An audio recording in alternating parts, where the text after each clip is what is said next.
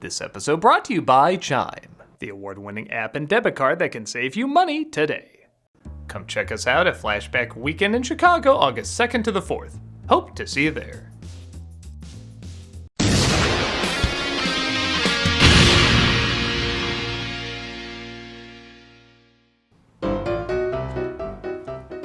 What? It's some sort of character based on the movie I just watched. Isn't that wacky? Oh, I bet you and I are gonna have a lot of interesting commentary together, disaster movie.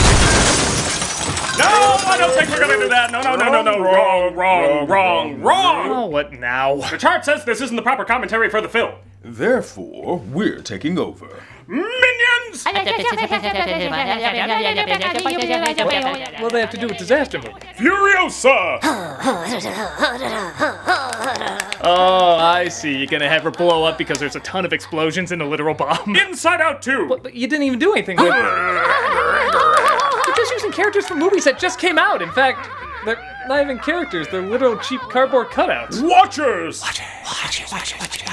Did anyone even see that movie? It came out, didn't it? That's your qualification. Not really. Taylor Swift! She's not even a movie star. She was in Cats. That's your qualification. Not really. Like a good neighbor. State Farm is here! You're just throwing in commercials now? Well, you've heard of them. But you're not saying anything about them, and when you do, it's not connecting to anything we're talking about. Well, somebody's cringe. And that's another thing. In trying to stay topical, you're ironically dating yourself. That's not true. Yes, arguably I've been dating myself for a long time. Oh, darling. So this satire doesn't connect to anything, uses only soon-to-be-dated references, says nothing about the material you're satirizing. Gonna get to the punchline already? One more. And on top of that, isn't insightful or funny. I think it might be your finest work.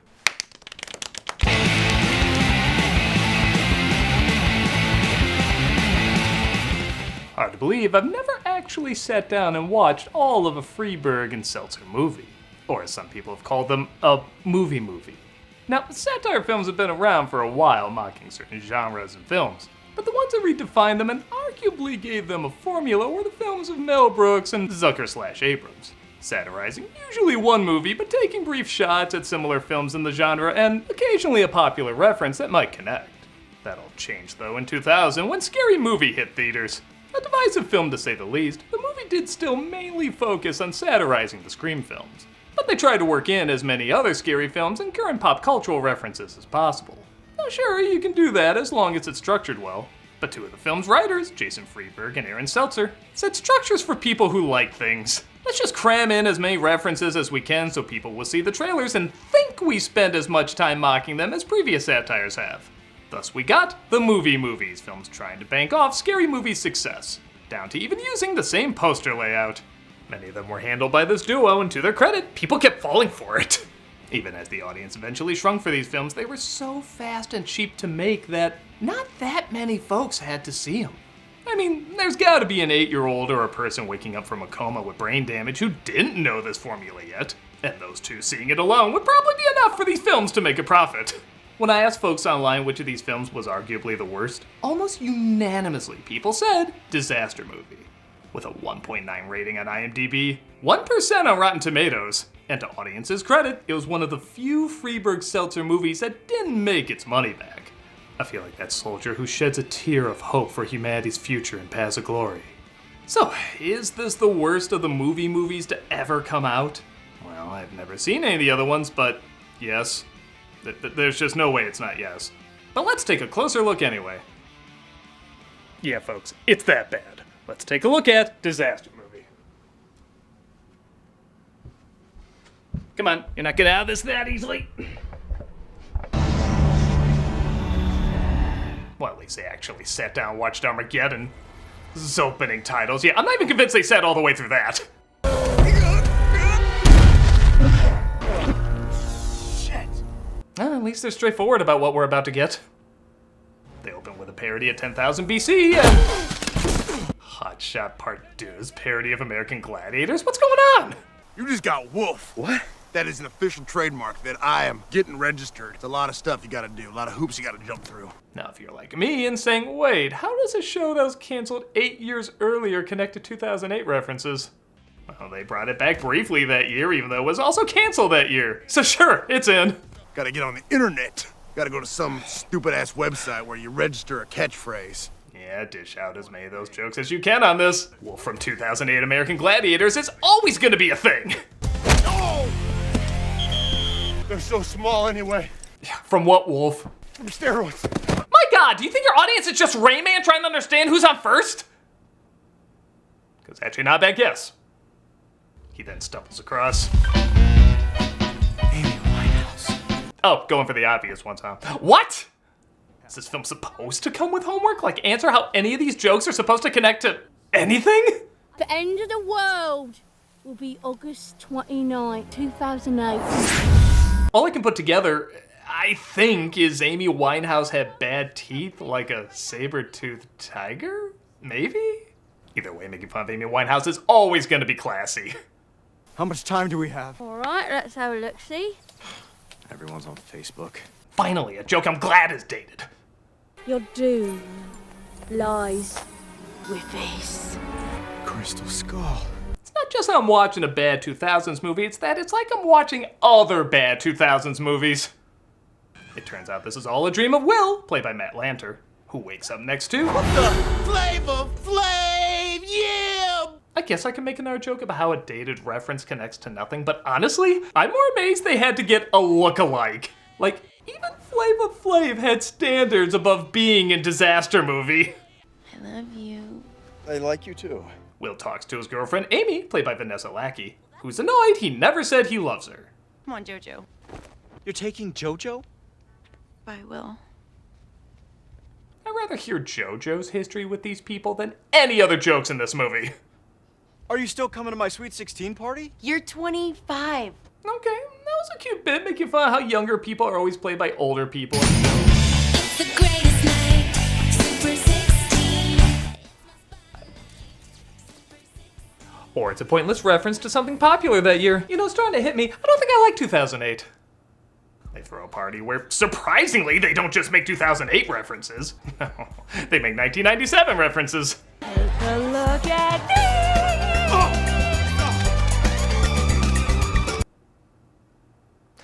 Now, there was supposed to be a movie in this disaster movie, right? Hello? Hello? Yes? Hey, Will, it's your buddy, Dr. Phil. Daniel Radcliffe! See, I can just list people too. Look, No Country for Old Men guy. Yeah, I know the character had a name, but they sure didn't learn it, so why should I? Punch. Hey, look, Superbad! These aren't even disaster movies! God, you're such a douche.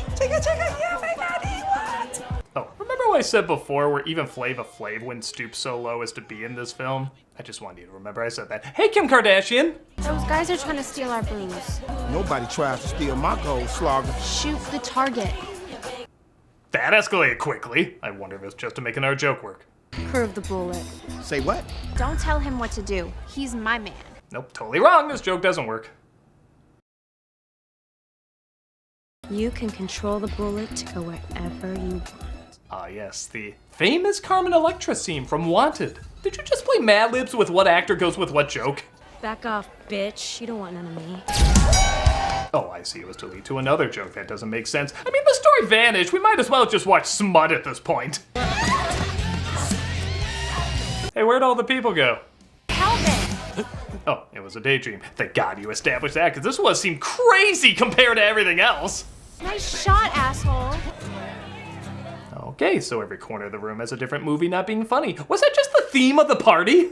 Like Jamie Lynn Spears, I'm keeping this baby. And look, stud, you were no George Clooney. Well, I hope she gives birth to the plot. What better way to celebrate your super duper Sweet 16 than with a high school music? Don't even try with an explanation, just go, movie!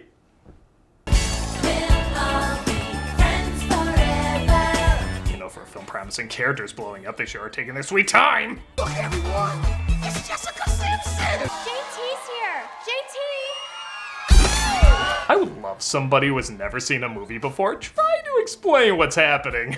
What am I talking about? I've seen hundreds of movies before, and I can't explain what's happening. How about that? Only 20 minutes in, and an actual disaster movie is referenced in Disaster Movie. Fabio, you're wigging harder than a smack addict at an Iggy show circa 73. What? I speak in overly written clever for clever's sake quips. Huh. So they're mocking a film who just makes random references and passes it off as humor. Wow! Look at that huge fucking hypocrite!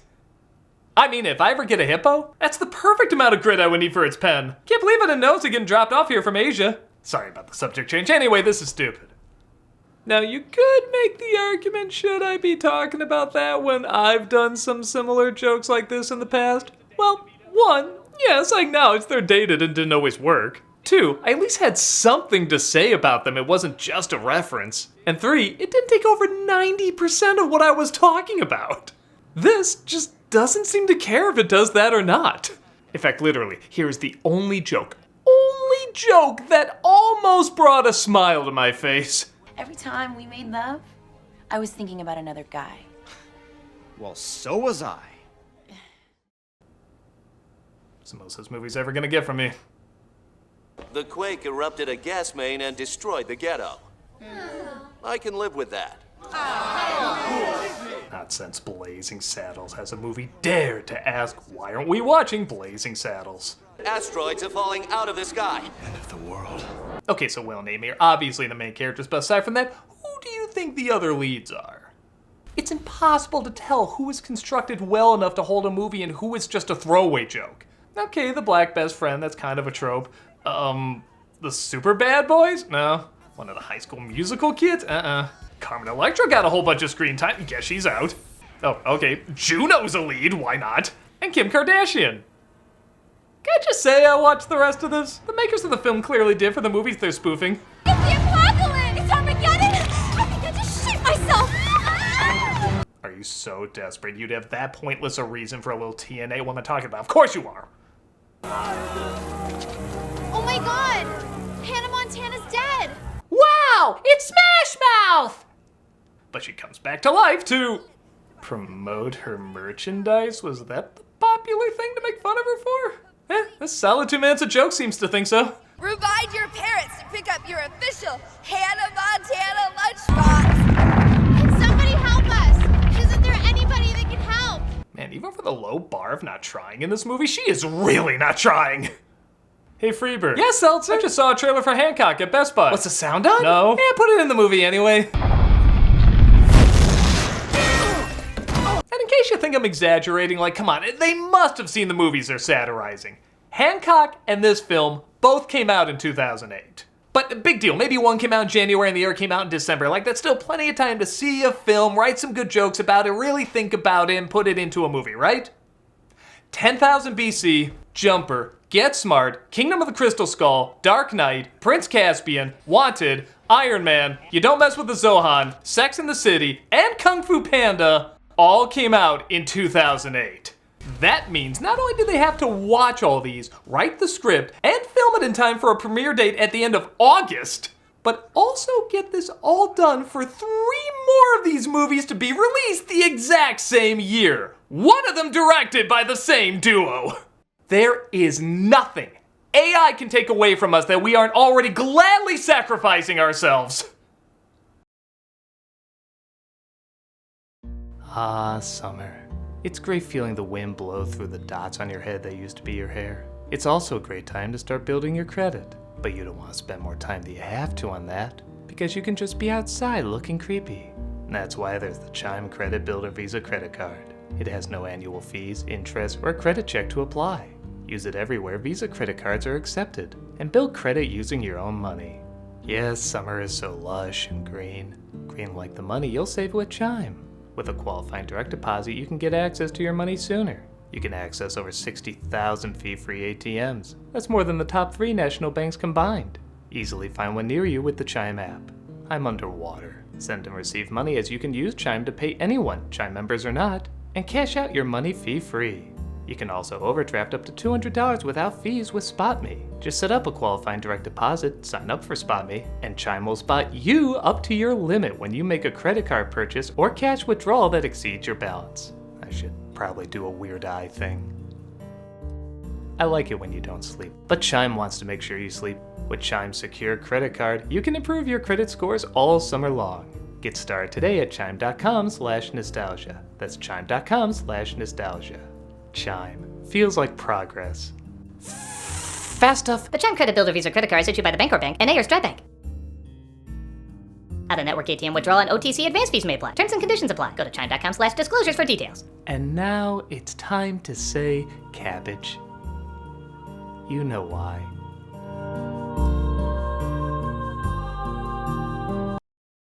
Hey folks, I'm playing Arkham City every Friday on Twitch. We also got content 5 days a week. Hope to see you there.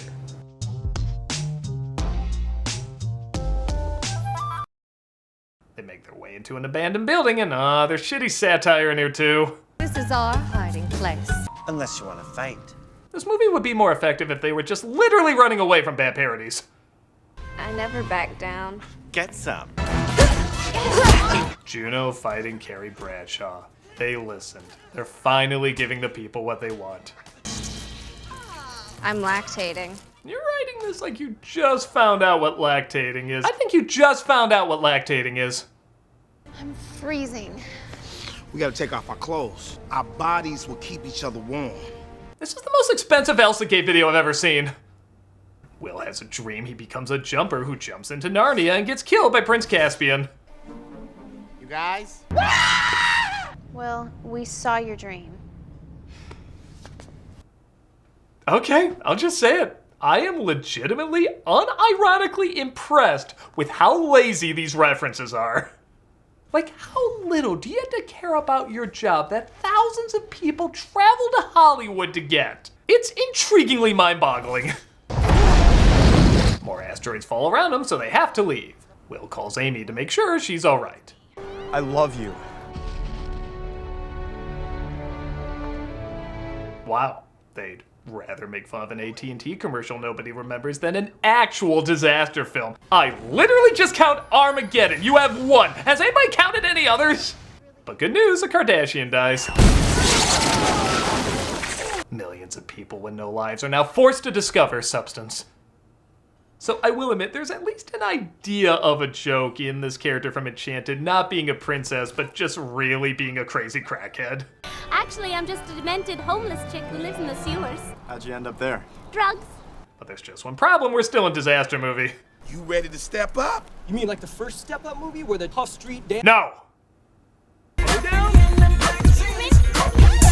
When Naked Gun is saying, wow, we really were in the heat of the night of our day, weren't we? Okay, Twister. Or Sharknado, I don't care. We can say we have more than one disaster flick in this. Is there anyone that can save us? We need a hero! Or 20 to fill up our running time. Yeah, that's pretty much the next few minutes. Superheroes in their dollar store costumes show up and then go away. Whatever. Like I'm carrying a lot of baggage. I didn't need that, man. Man, let's really think about this. They had to poorly overdub that line because what was there originally, according to them, was bad. What the hell did he originally say to have that be the better replacement? Mussolini deserved another shot. Bye.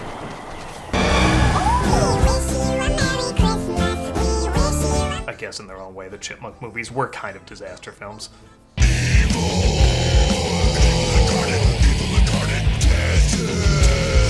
Every scene is a Family Guy cutaway they just forgot to write the lead in for.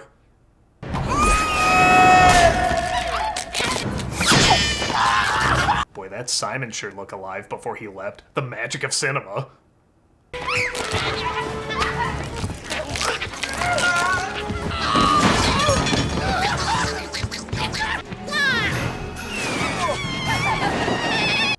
thought you had gold with this Chipmunk routine, huh? Not even joking, they go 5 minutes with them throwing these damn puppets. I guess I could be upset, but I have to remind myself when one joke ends, another begins. But I do have this terrible headache. Head on, apply directly to the forehead.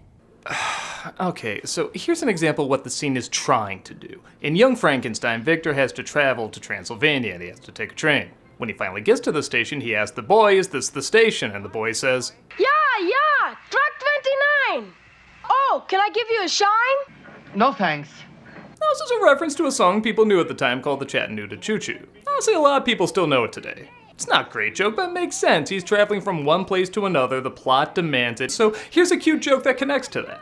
Not only does this character have no reason to be here, there's mostly no reason for these characters to be doing anything or going anywhere or bumping into whoever they bump into. But the only reason they say she has a headache is so they can cut to this random commercial. This reference isn't great, but it does connect to a few things. This reference is awful, and it connects to nothing. It's just something you heard of. So audiences filled with people you love to spend time with can get together and say, "Yeah, get it?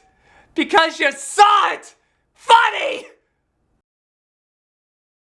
Hey, whoever cooked the tick? You leaving too, Batman? Shit. Yes. Yeah. I'm leaving.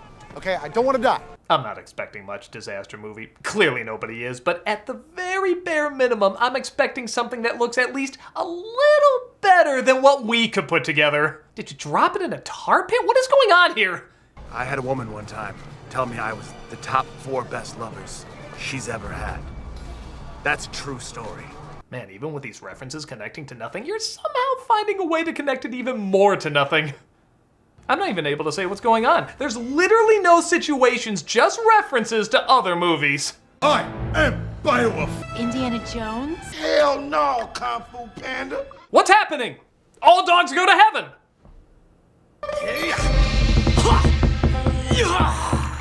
I can literally go to a birthday character's agency and find a Kung Fu Panda costume that looks better than that. Most that look better than that. Wait, Harrison Ford's not a little black guy? This film's saying what we're all thinking. Thanks, son. That's right. I'm your father. Sure! Whoa! I'm gonna make it.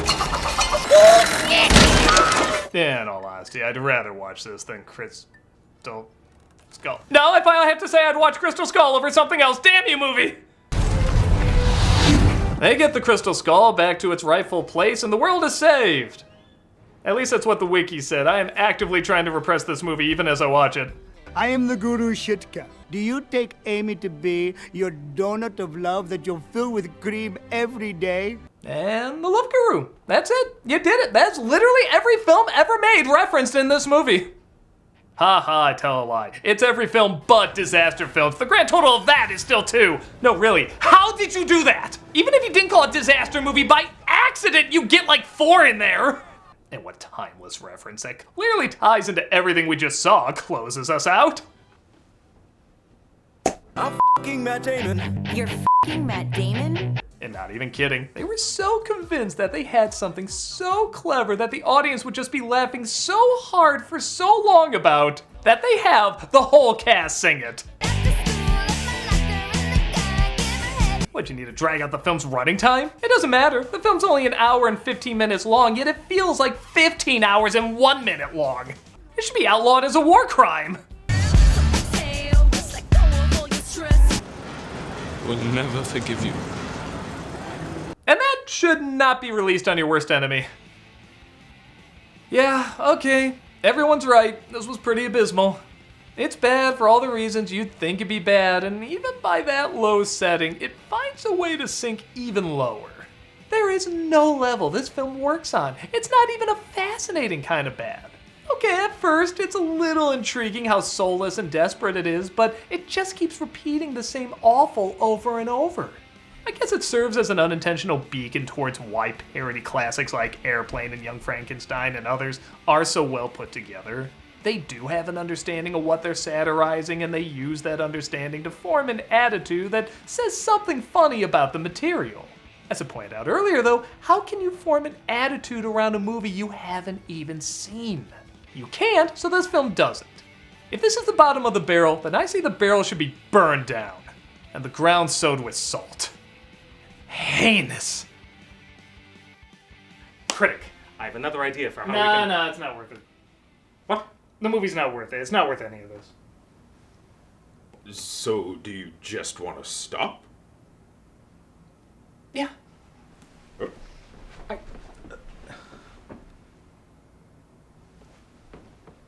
You wouldn't happen to be working on a movie script. Hell no, Kung Fu Panda. We're still doing cameos for charity, and this month we're doing Wings for Life. Wings for Life is a not-for-profit spinal cord research foundation. Their mission is to find a cure for spinal cord injuries. They fund world-class scientific research and clinical trials around the globe aimed at healing the injured spinal cord. With a 100% rating on Charity Navigator, this is definitely a wonderful one to check out. So if you want a cameo from me saying happy birthday or congrats or whatever, go ahead and click on the link below and be giving to a wonderful organization. Or if you're like, screw you, I would never want a cameo from you, at least consider looking at this charity anyway, because they really do amazing work. So please consider either getting a cameo, donating, or spreading the word about what a wonderful foundation this is.